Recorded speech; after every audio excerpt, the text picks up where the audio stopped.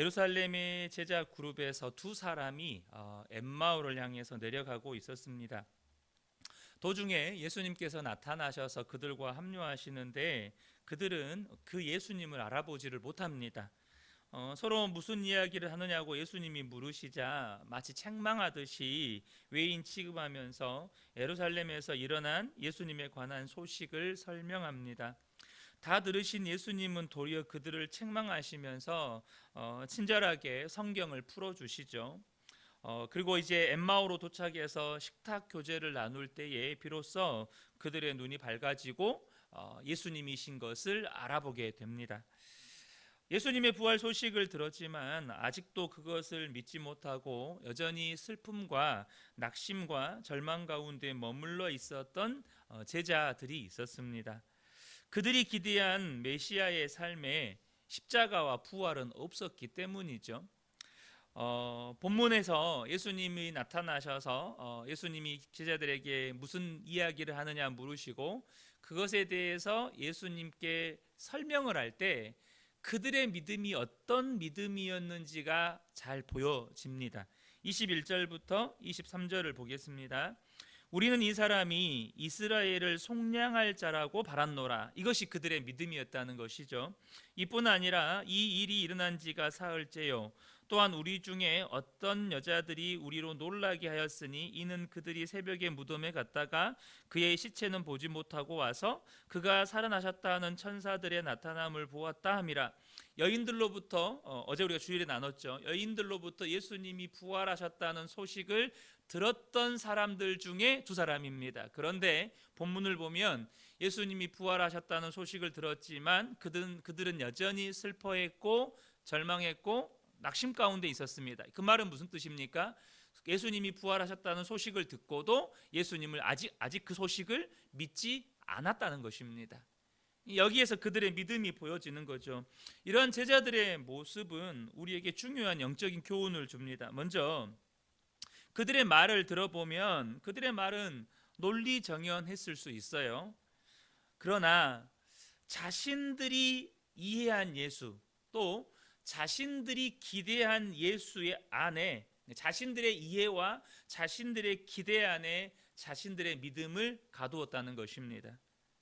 그러니까 그들의 믿음은 성경이 말씀하시는 것과 거리가 멀었다는 거예요. 여러분, 많은 성도님들이 예수님을 믿지만 저는 종종 지금까지 이렇게 오랫동안 사역을 해오면서 성도님들 중에는 자신들의 이해 혹은 자신들의 기대 혹은 자신들의 경험 안에 그 믿음이 갇혀 있는 것을 자주 목격합니다. 본문의 제자들도 그랬다는 거예요. 자신들이 이해한 예수, 자신들이 기대한 예수, 자신들이 분명히 경험했지만 그 경험조차도 너무나도 그 경험에 대한 이해가 너무나도 편협하다는 것이죠. 하나님께서 우리에게 요구하시는 믿음은 더 열정적인 믿음이 아닙니다. 더 확신을 가지는 믿음이 아니에요. 혹은 자신이 믿고 있는 것에 대한 분명한 논리적인 근거나 사고를 가지는 것이 아닙니다. 여러분, 잘못된 믿음에 대한 논리적인 근거와 논리적인 사고를 가지면 이것은 무서운 신념이 됩니다. 여러분, 히틀러가 그러잖아요. 잘못된 믿음에 대한 논리적인 근거와 논리적인 사고를 가지니까 이것이 얼마나 무서운 신념이 됩니까? 하나님이 우리에게 요구하시는 것은 그런 게 아니에요. 하나님이 우리에게 요구하는 것은 더 바른 지식입니다. 하나님이 우리에게 요구하는 것은 하나님이 말씀하신 그대로를 받아들이는 겸손함입니다. 거기에다가 내 어떤 그 설명, 그러니까 하나님이 말씀하신 것에 대한 나의 이해나 혹은 나의 어떤 깨달음이나 혹은 나의 어떤 논리적인 근거를 갖다 붙이는 게 아니고 말씀하신 그대로를 받아들인 더 바른 이해함이라는 거예요.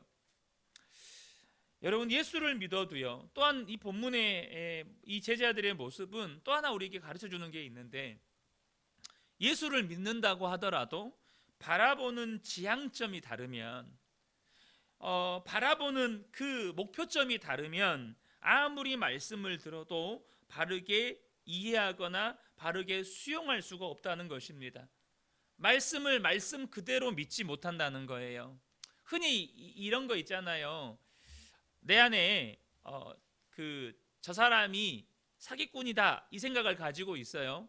그럼 그 사람이 아무리 좋은 말을 해도 여러분 믿지를 못해요. 왜냐하면 내 생각 속에 이미 저 사람은 사기꾼이다 이게 있으니까 그 사람이 무슨 말을 해도 받아들이지 못해. 이와 비슷하게 예수를 믿어도요, 이 두 제자가 가지고 있었던 목표점, 지향점이 있었어요. 이 갇혀버린 사고가 하나 있었어요. 그게 뭐였냐면 저분은 이스라엘의 속량을 가져다 줄 뿐이다. 이스라엘의 메시아는 반드시 이스라엘을 속량시켜줘야 된다. 다시 말하면 로마로부터 반드시 정치적인 독립을 가져오셔야 한다. 그것이 메시아다. 이 생각을 가지고 있어요. 그 생각을 가지고 있으니까 그들이 예수를 믿어도 그 목표점에 대한 그 시선이 그 목표점에 딱 고정되어 있으니까 무슨 말씀을 들어도 저분은 정치적으로 이스라엘을 로마로부터 해방시켜 줄 뿐. 예수님이 무슨 말씀을 하셔도 또 무슨 기적을 일으키셔도 다 그 말로 들리는 거예요. 이스라엘을 정치적으로 속량시켜 주실 분. 이스라엘을 저분은 진짜 저런 기적을 행하실 수 있는 분이면 이스라엘을 정치적으로 속량시켜 주실 수 있겠구나. 저런 가르침을 주시는 분이라면 또 결론은 그리 가는 거예요. 이스라엘을 정치적으로 속량시켜 주실 수 있는 분이구나. 그들의 사고에는 십자가와 부활은 없었습니다. 예수님이 그토록 말씀하셨던 십자가의 죽음과 부활은 없었다는 거예요. 다시 말하면 메시아가 이 땅에 오셔서 십자가에 죽으시고 부활하실 것을 가르치셨음에도 불구하고 그 가르침은 안 들리는 거예요. 그 가르침은 거부하는 거예요. 여러분 이게 굉장히 무서운 겁니다. 우리가요 예수를 믿어도요 그냥 쉽게 말해서 예수 믿으면 복 받고 성공해야 돼. 이 생각에 갇혀 있으면 무슨 말씀을 들어도 그래? 그 능력으로 나는 예수 믿고 복 받아야 돼. 우리 자녀들 정말 세상에서 잘 성공하고 이렇게 예수 믿고 내가 열심히 기도하면 이렇게 돼야 돼. 언제나 결론은 그리 갑니다. 예수를 믿어도 목표점이 다르면 지향점이 다르면 무슨 말씀을 들어도 다 그렇게 들리는 거예요. 사랑하는 성도 여러분, 저와 여러분이요 예수를 믿는다는 건 예수님이 말씀하신 그대로 예수님을 믿는 것입니다. 성경이 말씀하신 그대로 예수님을 믿는 거예요. 이 제자들은 그런 목표점, 그런 생각을 가지고 있으니까 이후에 여인들이 예수님이 부활하셨다는 소식을 전해줬는데 그것을 믿지 못했고 여전히 그들은 슬픔과 낙심과 절망 가운데 머물러 있었다는 것입니다. 여러분 우리가 예수를 믿어도요 우리의 믿음이 온전치가 못합니다. 이것은 우리 모든 사람의 공통점이에요. 목사인 저도 그렇습니다. 우리의 믿음이 온전하지가 못해요. 그러므로 우리가 예수를 믿고 이 땅을 살아가는 동안에 계속해서 해나가야 하는 작업이 하나 있습니다. 우리가 계속해서 해나가야 되는 작업이 있어요. 그게 뭡니까? 그것은 성경을 통해서 내가 알고 있는 복음과 내가 알고 있는 예수님에 대해서 끊임없이 점검하고 교정하고 바로 잡아 나가는 작업입니다. 끊임없이 성경을 통해서 내가 믿고 있는 예수님, 내가 알고 있는 복음, 이게 성경이 말씀하신 게 맞는가? 지금 내 믿음이 성경이 말씀하신 그대로의 믿음인가? 이걸 점검하셔야 된다는 겁니다. 고린도후서 13장 5절을 보면 너희는 믿음 안에 있는가? 너희 자신을 시험하고 너희 자신을 확증하라 라고 말씀하십니다. 끊임없이 내 안의 믿음이 성경대로의 믿음이고 또 성경이 말씀하신 대로 하나님을 알고 하나님을 이해하고 있고 십자가 복음을 이해하고 있는지 성경을 통해서 계속해서 교정하고 바로 잡아 나가는 작업을 하셔야 한다는 거예요. 그런데 이 지점에서 중요한 것은 뭐냐면 이를 위해서 이 두 제자를 위해서 예수님이 그들과 동행하셨다는 것입니다. 부활하신 예수님이 뭐 하셨냐면 그 여전히 예수님을 바로 알지 못했고 부활하신 소식을 제대로 믿지도 못했고 그래서 여전히 슬퍼하고 낙심하고 절망하고 있는 그 두 제자와 예수님이 동행하셨다는 것입니다. 27절 28절을 보면 이에 모세와 모든 선지자의 글로 시작하여 모든 성경에 쓴 바 자기에 관한 것을 자세히 설명하시니라. 그들이 가는 마을에 가까이 가매 예수는 더 가려 하는 것 같이 하시니. 여기서 보면 그들이 도착해야 할 마을에 가까이 왔는데 예수님도 더 같이 가려고 하셨다는 거예요. 그들에게 이들은 아직도 더 깨우침이 필요해, 가르침이 필요해, 이들의 믿음이 더 바르게 되어야 해. 예수님도 그걸 보고 계셨고 그렇게 하기를 원하셨다는 것이죠. 사랑하는 성도 여러분, 예수님은 우리가 예수님을 잘 믿을 때만 동행하시는 게 아니고 우리가 믿음이 없고 실망하고 낙심하고 절망하고 있을 때에도 우리와 함께 하시고 우리를 가르치시고 우리를 인도하신다는 것입니다. 여러분, 그러므로 저와 여러분이 그 예수님을 갈망하고 찾고 붙들고 질문하시기 바랍니다. 주님이 저와 여러분을 가르쳐 주시고 깨우쳐 주실 거라는 것입니다.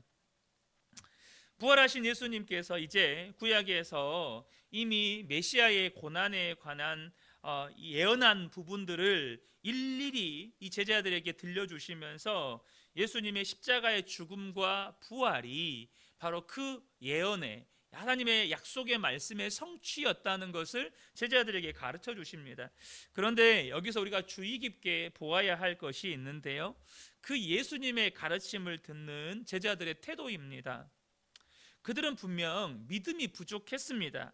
또 그들의 믿음 가운데는 잘못된 부분도 있었어요. 뭡니까? 예수님은 이스라엘을 로마의 식민 지배로부터 정치적으로 속량하실 분. 그들의 믿음은 분명히 잘못된 부분도 있었어요. 그리고 무엇보다도 지금 이들은 그 부활하신 예수님을 만난 여인들이 전한 소식을 들었어요. 근데 여전히 슬퍼하고 낙심하고 있었다는 뜻은 뭘 의미하는 겁니까? 안 믿었다는 거예요. 예수님 부활하셨다고 막 여인들이 이렇게 알려줬는데도 안 믿었다는 것입니다. 그러니까 그들의 믿음은 굉장히 연약했고 잘못됐어요. 바른 믿음이 아니었어요. 그런데 여러분, 그들 안에는요, 그럼에도 불구하고 진리에 대한 갈망이 있었다는 것입니다.